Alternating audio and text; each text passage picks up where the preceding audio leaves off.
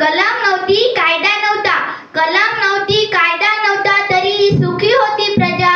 कारण सिंहासनावर होता माझा छत्रपती शिवाजी राजा, माझा छत्रपती शिवाजी राजा.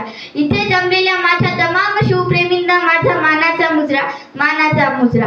मी शिवशाही अकॅडमी हातगाव येथील इयत्ता 6वीची विद्यार्थिनी उन्मेषा माने आपल्यासमोर माझे मनोगत व्यक्त करीत आहे.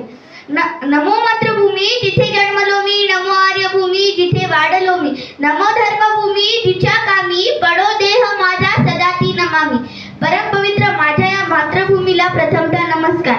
आजच्या कार्यक्रमाचे अध्यक्ष सन्माननीय व्यासपीठ, वंदनीय गुरुजन वर्ग व इथे उपस्थित माझ्या मित्र मैत्रिणींनो, आज आपण इथे कशासाठी जमलो आहोत हे तर सर्वांना माहीतच आहे. न भूतो न भविष्य असं पाहणारा माझा शिवछत्रपती राजा होता, न भूतो न भविष्य असं पाहणारा माझा शिवछत्रपती राजा होता. कसल्याही आमिषाला बळी न पडता राजकारभार चालवला तोच माझा शिवछत्रपती राजा होता, तोच माझा शिवछत्रपती राजा होता. आज आपण इथे अशा एका महान व्यक्तीबद्दल बोलणार आहोत ज्याचा मला तुम्हालाच नाही तर संपूर्ण देशाला अभिमान आहे, संपूर्ण देशाला अभिमान आहे. सह्याद्रीच्या कुशीतून एक हिरा चमकला, सह्याद्रीच्या कुशीतून एक हिरा चमकला, भगवाटिया चंदनाचा शिवनेरीवर प्रगटला. हातात घेऊन तलवार शत्रूवर गरजला, हातात घेऊन तलवार शत्रूवर गरजला.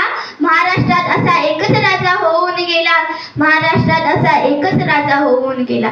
मित्रांनो, 350 वर्षापूर्वी आपल्या महाराष्ट्र भूमीला एक कर्तृत्ववान वीरपुत्र मिळाला, ज्याने आपल्या स्वतःच्या पराक्रमाने, शौर्याने, धाडसाने आणि जिद्दीने होत्याचं नव्हतं आणि नव्हत्याचं होतं करून मुठभर मावळ्याच्या जोरावर महाराष्ट्रावर भगवा फडकवला. त्यावेळी अनेक परकीय राजसत्ता महाराष्ट्रात धुमाकूळ माजत होत्या.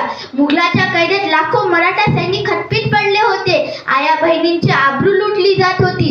अनेक बायकाच्या कुंकवाच्या धनी मारला जात होता. स्त्रियाचा कोणी कैवारीच नव्हता.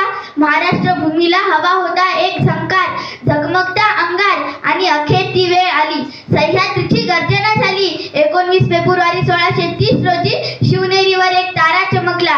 जिजाऊच्या पोटी सिंह जन्मला.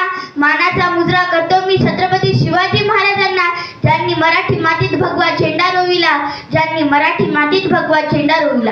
गेल्या कित्येक वर्षापासून अंधारात चाचपडणाऱ्या महाराष्ट्रावर जणू प्रकाशाचे किरण पसरू लागले. वयाच्या 16व्या वर्षी छत्रपती शिवरायांनी स्वराज्याची घोडदौड सुरू केली. स्वराज्याची सूत्रे आपल्या हाती घेतली आणि अत्यंत कमी वयात त्यांनी हे धाडस केले. त्यासाठी त्यांनी पुणे, मावळ यासारख्या आसपासच्या प्रांतात स्वतः फिरून तेथील परिस्थितीची जाणीव समजून घेतली. सर्वसामान्य लोकांच्या समस्या जाणून घेतल्या. त्यांच्या मनात स्वराज्याबद्दल आस्था निर्माण केली. त्यासाठी त्यांच्या कार्यासाठी त्यांना अनेक सहकार्यांची साथ लाभली, जसे की तानाजी मालुसरे, मुरारबाजी, यसाची कंक, शिवा काशीद यासारख्या अनेक सवंगड्यांनी लढाईच्या कामात महाराजांसाठी प्राणाची आहुती देतानाही मागे पुढे पाहिले नाही. छत्रपती शिवाजी महाराजांनंतर अनेक राजे उदयास आले. छत्रपती शिवाजी महाराजांपूर्वीही अनेक राजे होऊन गेले, पण आदर्श राजा म्हणून ओळखतात ते म्हणजे फक्त शिवाजी महाराज. याचे कारण असे आहे की त्यांचे स्वराज्याबद्दल असणारे प्रेम, निष्ठा, निष्कलंक चारित्र्य, शेतकऱ्याच्या भाजीच्या देठालाही हात लावता कामा नाही असे म्हणत शेतकऱ्यावर जीवापाड प्रेम करणारे व परस्त्रीलाही आई समान वागणूक देणारे असे एक प्रजादक्ष महाराज होते. छत्रपती शिवाजी महाराज आपल्या पाहुण्यांसोबत आपुलकीने व प्रेमाने वागत. किती ऊन, वारा, पाऊस याची तमा न बाळगता ते आपल्या मावळ्यांसोबत घरदार विसरून स्वराज्यासाठी झटत. जगणारे ते मावळे होते, जगवणारा तो महाराष्ट्र होता. जगणारे ते मावळे होते, जगवणारा तो महाराष्ट्र होता. स्वतःच्या कुटुंबालाही विसरून रयतेची मायेने काळजी घेणारा फक्त माझा शिवबा होता, फक्त माझा शिवबा होता.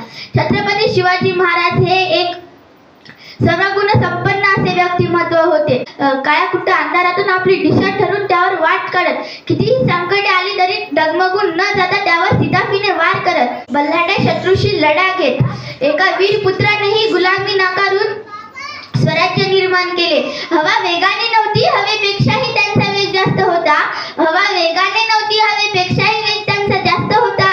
अन्यायाविरुद्ध लढण्याचा इरादा त्यांचा नेक होता, इरादा त्यांचा नेक होता. असा जिजाऊचा शुभा लाखात नव्हे तर जगात एक होता. असा जिजाऊचा शुभा लाखात नव्हे तर जगात बोला